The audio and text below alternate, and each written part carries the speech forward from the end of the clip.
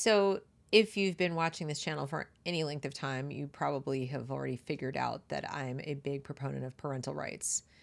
I think it is crucial that parents know their rights and exercise their rights consistently because oftentimes the state, the government, via the public schools, will violate your rights and violate your child's rights based solely on the fact that you don't know your rights.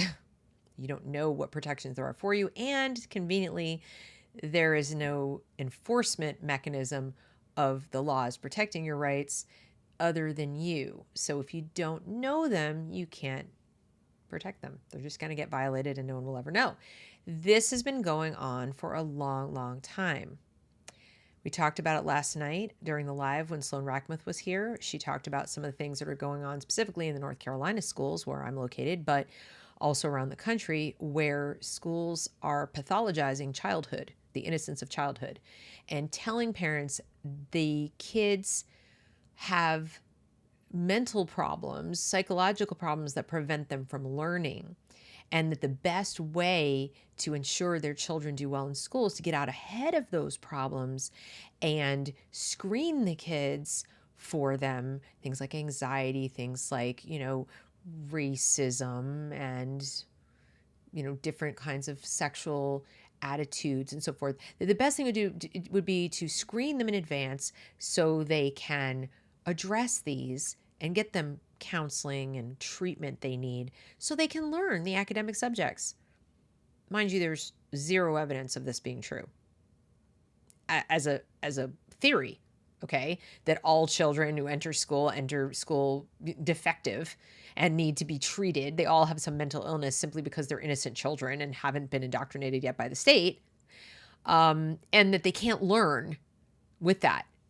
I'm literally a walking testament to the fact that kids can learn even if they come from a really screwed up household, even if they live with chronic anxiety and depression, even if they're getting bullied on the regular in school and out of school. My sister used to beat me up, and my mom.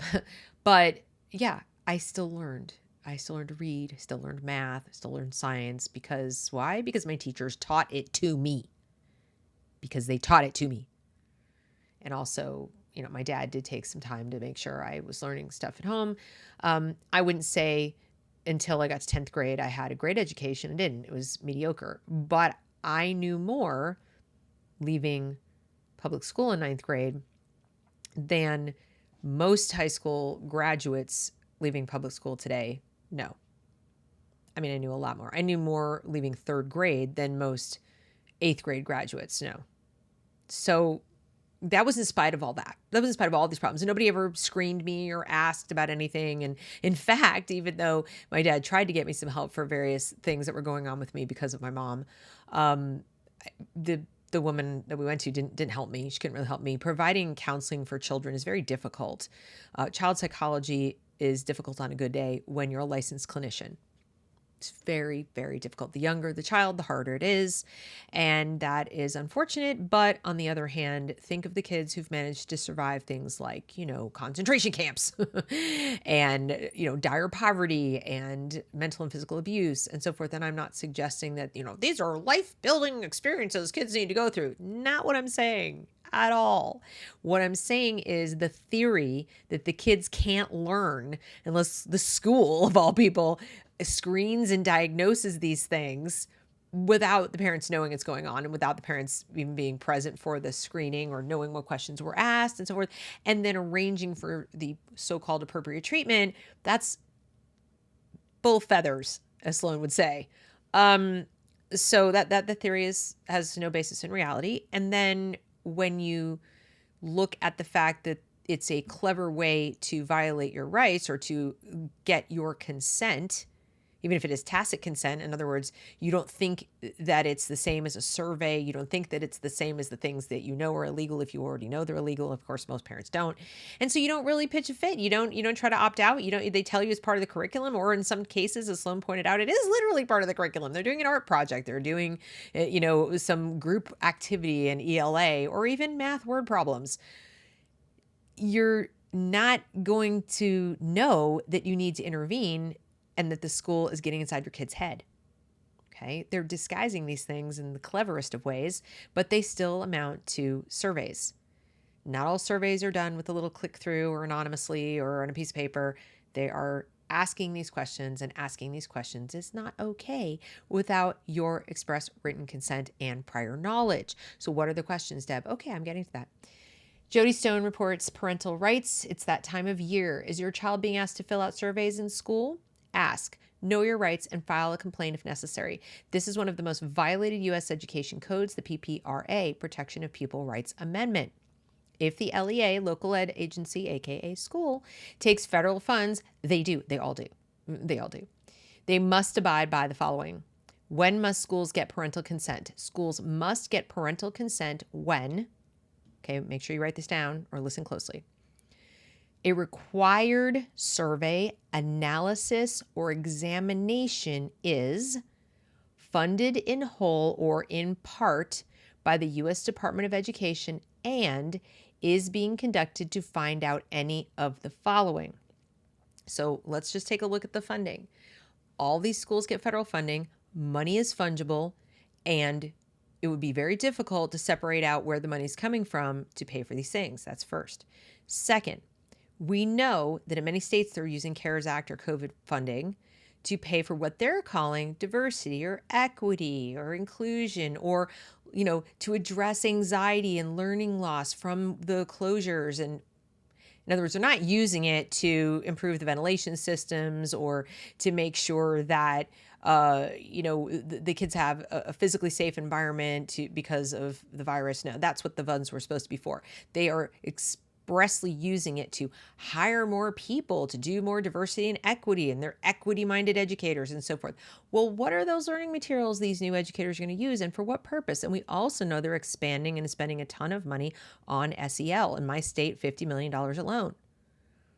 How much in your state? You should go look.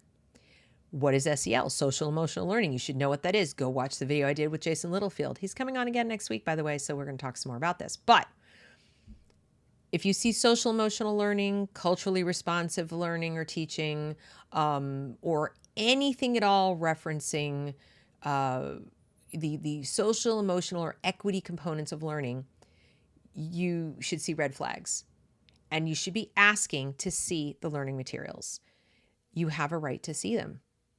Even if they don't pertain to a survey that's like 1 through 10 questions or whatever, you have a right to see these learning materials and to find out if your child is being surveyed. So when you ask, is my child being surveyed, be very clear what you mean by surveyed. You actually mean, are they being asked any questions about any of the following topics in any capacity, ever? Especially it is a required feature of, that has nothing to do with the learning, the academic learning, which is another thing they're doing. Like I said, by baking it into the curriculum, they're trying to disguise it as, well, this is academic learning. What? We don't have to divulge that in advance, but they kind of still do. If they're asking these questions, you have a right to ask when, where, why, and if it is required, they're violating the law. If it's not required, you have the right to opt out. Political affiliations of the student or the parent. Mental or psychological problems of the student or the student's family. Sex behaviors or attitudes. Asking a small child their pronouns falls under that. Illegal, antisocial, self-incriminating, or demeaning behavior. Asking a child about drug use. Asking a child if they know how drugs affect them. Asking a child if they've ever tried drugs. All of these things fall under that. Critical appraisals of other individuals with whom respondents have close family relationships. Let's talk about what your parents do that upsets you. Are there things going on at home that make you upset? How has it been since you've been home?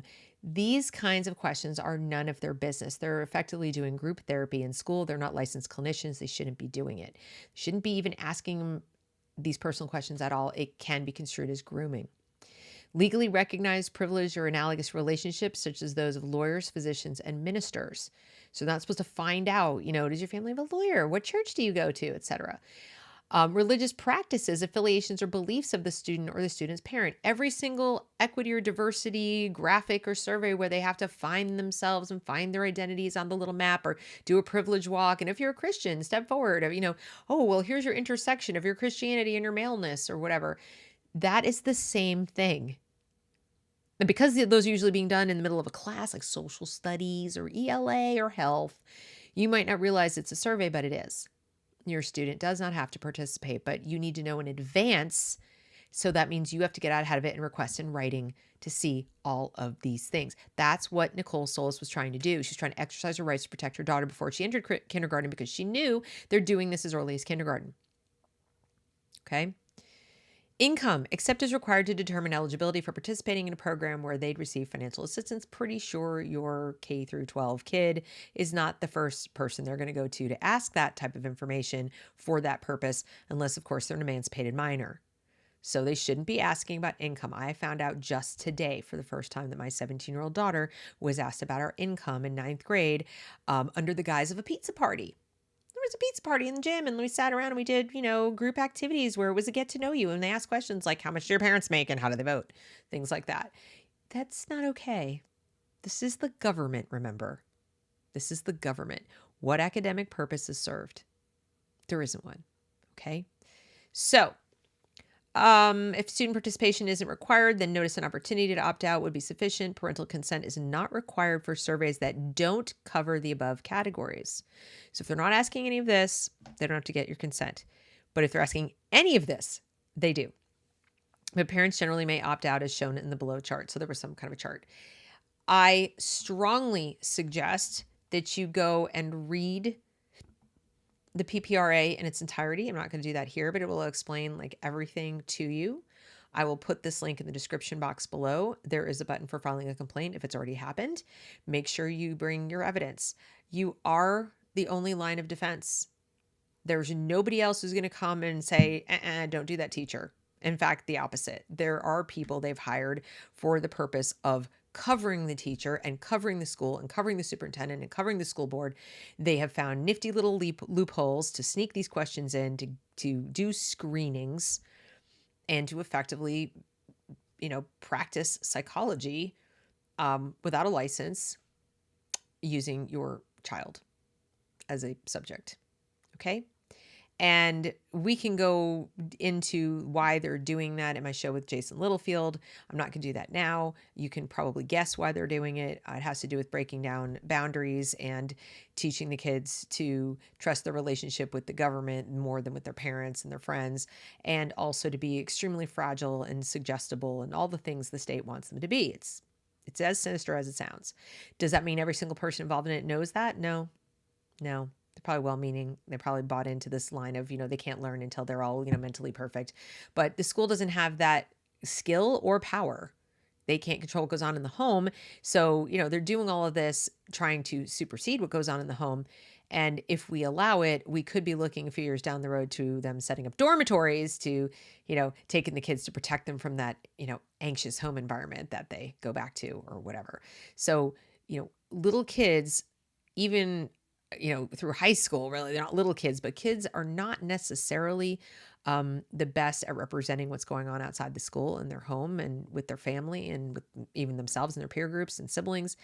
And instead of acknowledging that reality and acknowledging the human nature of handing kids weapons with which to potentially, punish parents who've disciplined them recently and taken away their phone, or possibly, hurt some friend of theirs or that who's now not a friend anymore, or do any other kind of thing that they don't really understand the long-term implications of, including hurt themselves, be rebellious, and then the school takes it upon themselves to go get them hormone treatments, those kinds of things. Join a peer group because you want to feel accepted and loved, and now suddenly you're being ushered off for surgery. These are the kind of things that are happening increasingly because the schools are messing around in our kids' brains and claiming they need to do that or the kids won't learn. Except we are all, anybody my vintage or even going down to probably age 35, we all somehow learned without our teacher knowing our sexual attitudes and behaviors, and especially at 6 years old, and without knowing how much our parents earned, and without knowing, all kinds of things about us that are none of their business. We managed to learn, in fact, learn better. The results have only gone down, down, down, down, down. The more they pry into our private lives, the less well the kids do. They are creating anxiety. They're creating mental illness. They are not diagnosing it. So you need to know about this. And I then suggest that you go to your school's website and look for the policies about how you get this information, because one of the parts of this law is that every learning environment, and if they don't want to create a new one of their own, then they can go under the states, but every state at least at a minimum has to have one that defines the policy for you to gain access to this information. What do I mean by policy? Whatever the policy is, like parents may, ask in writing using this form, or they may make a phone call, or they may do both, or they have to send an email, or whatever their specific policy is. But know this, it has to be reasonable. They can't make you jump through hoops of fire. They can't make you spend lots and lots of your own time, especially during the working day and so forth. And they have to respond to you in a reasonable amount of time. Now, that doesn't really have a definition, but I think, waiting a couple of months and slapping you with a lawsuit is probably not reasonable. Okay. So, take the time now.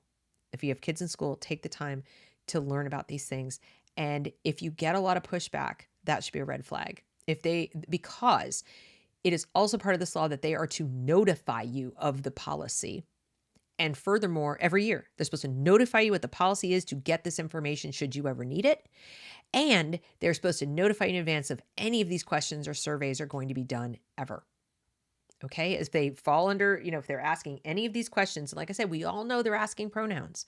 We know they're having kids do privilege walks, and they're asking them to do all kinds of diversity exercises. We know this already.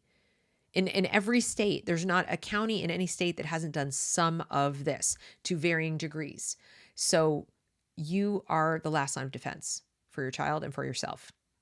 I urge you to take action as quickly as you possibly can. As I said, I will be talking with Jason Littlefield on Monday, the 27th, some more about social emotional learning, but we're going to delve into culturally responsive teaching and learning and what that's all about and why that's a problem. And then I'm hoping to have an interview with Jody Stone as well. So I'm working on those things, so stay tuned. In the meantime, if you like this sort of content or at least appreciate it, find it useful, I hope you will support the channel in any of the ways listed below. My favorite, of course, is joining my locals community at thereasonwelearn.locals.com. But at the minimum, please like, share, and comment on this video. Share it with other parents because they need to know. This is really important stuff. These people can cause lasting damage in terms of your relationship with your child and even your child's own psyche. So please get between them and the prying questions of the state. Okay? So thanks for watching. Have a great day.